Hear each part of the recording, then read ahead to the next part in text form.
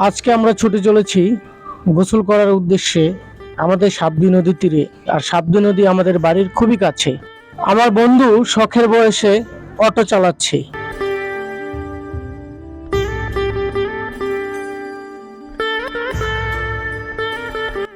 এই জায়গাগুলো দেখলে মনটা ভরে যায়। জায়গাগুলো খুবই সুন্দর। অবশেষে প্রাণের সাবদি নদীর কাছে আমি অনেকটা অবাকই হলাম।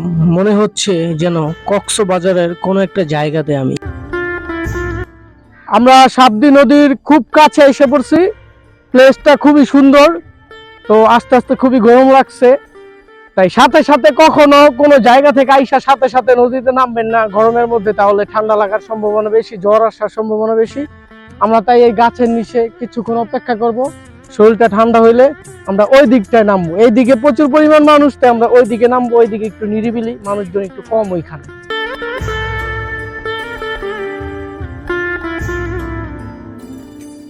এক প্রকার পাহাড় পর্বত পাড়ি দিয়ে যাচ্ছি আমরা, পাহাড় থেকে নামতেছি।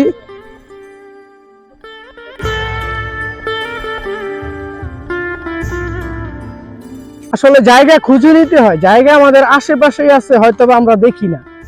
ঠিক আছে, প্রকৃতি আপনার খুব কাছেই আছে, কিন্তু আপনার প্রকৃতির ডাকে সাড়া দিতে হবে।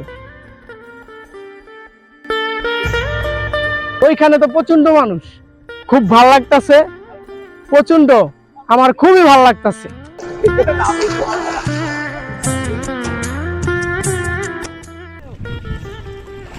রাকিব ভাই, আপনি যে মুক্তা দিয়ে পাইছেন ওইগুলা কোথায়? এই যে ভাই মুক্তা।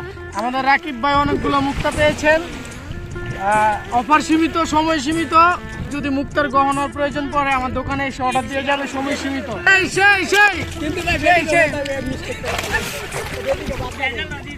রাসেল মামা কোথায়? এই যে মামা অফার টফার আছে তো? কোনো অফার নাই, শুধু গোসল চলবে আজকে। ডুবা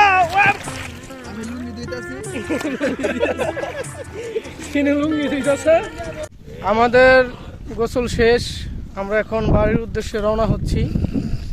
ইনশাল্লাহ নেক্সট টাইম আবার যদি কোনো প্লেসে যাই, আবার যদি কোথাও যাই, আপনাদের মাঝে সেই ভিডিওটা শেয়ার করব।